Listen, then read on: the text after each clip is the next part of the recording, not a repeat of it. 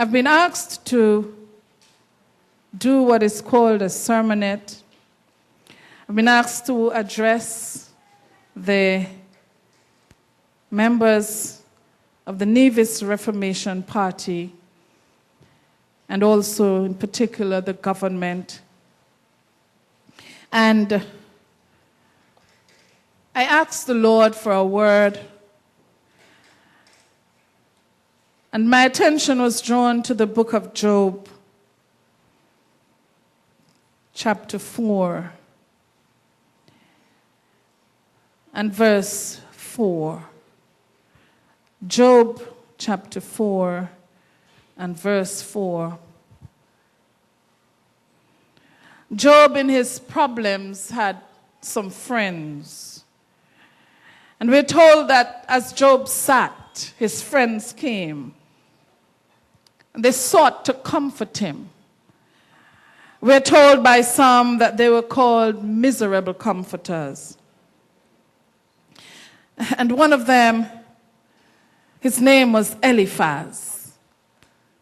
And as Job spoke, his comforters spoke. And Eliphaz decided that he would address Job and respond to something that Job said.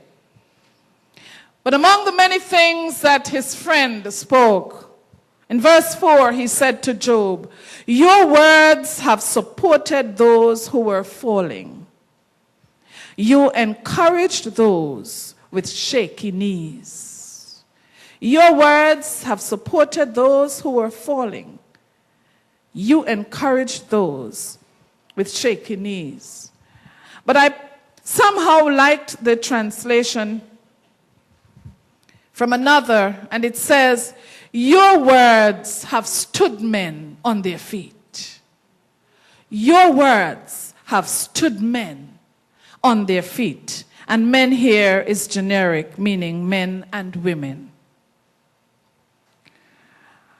As I address you today, I would like you to know that I do so very humbly.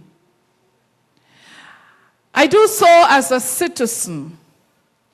I do so as a pastor.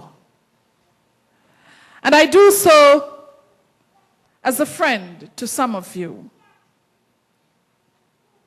I speak to you as not as Eliphaz, a miserable comforter of Job, but I speak to you as one who understands partly what you are trying to do and what you are establishing on this island.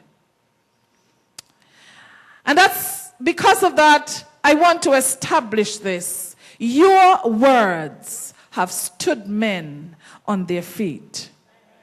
I remember a friend of mine saying to me that when the Four Seasons opened, there were persons who went there to work who never worked in their life. And that friend was true. And my friend also said that there were a number of persons who worked in that establishment who would never have gotten a job in some other places. And that was also true. Howbeit, over time, things have happened. Situations have changed. But it was just last week I was in a certain place. And I heard one woman lament, and I heard the passion in her voice in Charlestown. "Lord, I'm only waiting for Four Seasons to open." And I understood that here were persons in our country who still wanted to stand on their feet. Because there have been so many who built houses, raised children, sent children to universities, did well for themselves, bought vehicles, and bought so many things because they were able to have a platform on which to stand. And so there were so many other achievements that you would have had. But I just wanted to single that one out because of all that's happening now. And I want to say to you, be not discouraged. God is on your side. I I want to leave 3 bits of advice with you. First of all, get humble and stay that way. Humility is not pulling yourself down. It is seeing yourself as you really are. Humility is not thinking, how small am I? It is not thinking about yourself at all. You see, when you asked us to vote for you,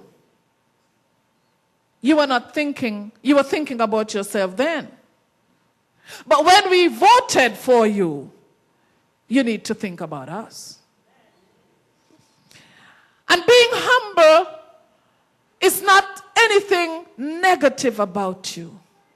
The men that stood out in the Bible are men who were humble.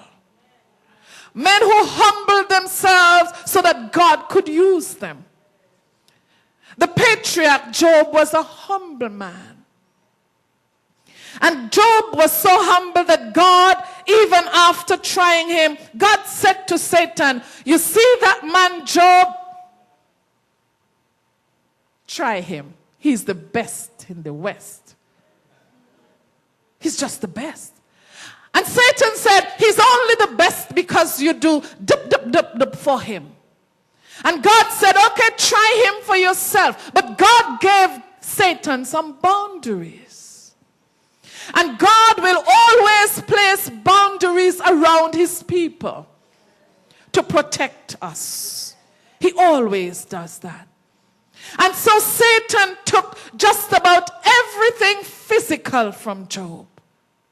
His children, his wealth, his wife, and his health. But the Bible tells us that when God restored Job, he received bountifully, times more than God gave to him. So never mind the situations now. God is about to set you up, but you must be humble. You must be humble. Get humble and stay that way. Because you see, promotion doesn't come from the east or from the west, but it comes from above. Secondly, appreciate your supporting team. And I would like to read something for you. Legendary football coach and motivational speaker Lou Holtz enjoys telling a story to make the point that the support team can make you or break you.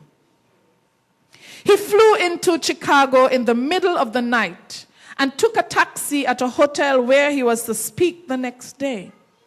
He walked into the deserted lobby and rang the desk bell for several minutes before a sleepy-eyed clerk dragged himself out of the back. No rooms, he called out. Holt said, sir, I have a guaranteed reservation for this hotel. The man had obviously just awakened and was in a foul mood. Maybe you didn't hear me, he said. I said we have no rooms. Holt said, I have a confirmation here that assures me you will provide a room for me. The clerk said, I don't care what you have. I have the keys, and I say, you're not getting a room in this hotel tonight. Coach Holtz saw there was no point in arguing with the man. He picked up his bags and walked out the front door into the cold, dark Chicago night with 2 things on his mind. 1, how to find a room in the middle of the night in Chicago. And 2, never again for the rest of his life to miss a chance to slam the Chicago O'Hara Hilton Hotel. Audiences laughed when Holtz told that story. However, that desk clerk is the nightmare of every hotel owner and manager on the planet.